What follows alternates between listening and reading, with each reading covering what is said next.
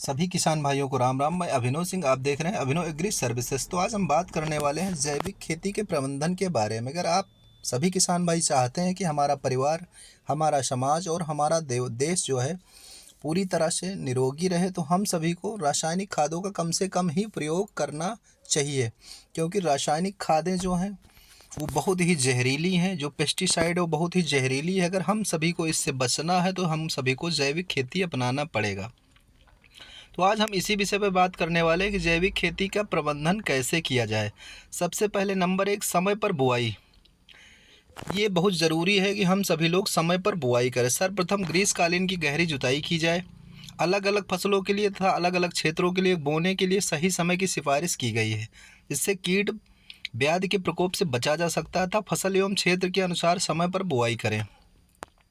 तो बहुत ही महत्वपूर्ण है कि समय पर बुआई करना। नंबर 2, खरपतवार नियंत्रण। खरपतवार नियंत्रण हेतु गर्मी की जुताई तथा निंद्रा के अंकुरण के बाद पुनः जुताई कर बुआई करना चाहिए। नंबर 3, सही किस्मों का चुनाव। सही किस्मों का चुनाव भी बहुत ज़रूरी है खेती के लिए। यदि क्षेत्र के विशेष में कीट व्याधि का प्रकोप ज़्यादा है तो प्रतिरोधी किस्मों का ही चयन करें। नंबर 4, सही फसल चक्र। फसल चक्र में दलहनी फसलों का चुनाव अवश्य करें, जिससे भूमि की उर्वरा शक्ति संरचना बनी रहती है। नंबर 5, खरपतवार नियंत्रण हेतु यंत्रों का प्रयोग। संभवतः कतार में बुआई करें तथा निंद्रा नियंत्रण हेतु कतार में चलने वाले हस्तचलित कृषि यंत्रों का उपयोग करें। नंबर 6, स्वच्छ खेती। ज़्यादातर कीट खेत की मेड़ों पर तथा घास फूस में पनपते हैं, वह अंडे देते। अलग अलग कीट व्याधि के पनपने का स्थान अलग होता, जिससे जिन फसलों की खेती कर रहे हैं उसमें कीट व्याधि के नियंत्रण कल्चर मैकेनिक तरीके से जानकारी एकत्रित करें तथा स्वच्छता रखकर उस पर नियंत्रण करें। नंबर 7, लगातार एक ही फसल न लें। आप किसी भी खेत में लगातार एक ही फसल का बुआई न करें। फसल चक्र या फसल प्रणाली का चक्र निर्धारित करते समय ध्यान रखें। लगातार एक फसल या एक ही कुल की फसल खेत में न लाएं। यदि दलहन फसल का फसल चक्र में समावेश करना हो तब खरीफ, रबी, जायद में बदल बदल कर फसल लें। और अपनी खेतों में नंबर 8, हरी खाद लें। हरी खाद का प्रयोग ज़्यादा से ज़्यादा करें। फसल चक्र में कोशिश करें कि कम से कम 2 वर्ष में एक बार हरी खाद का समावेश हो।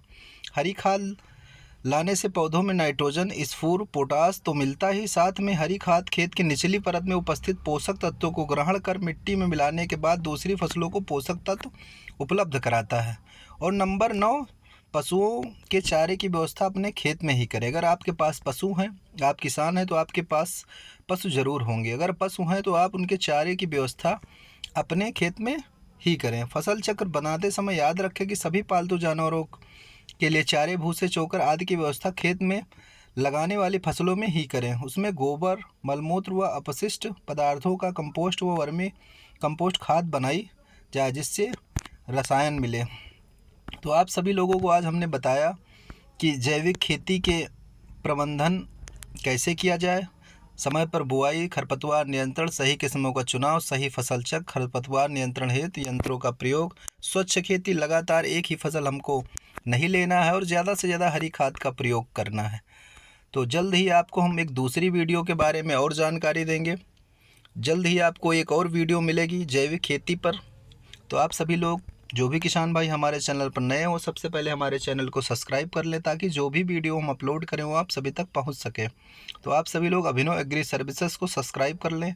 आप सभी का बहुत बहुत धन्यवाद।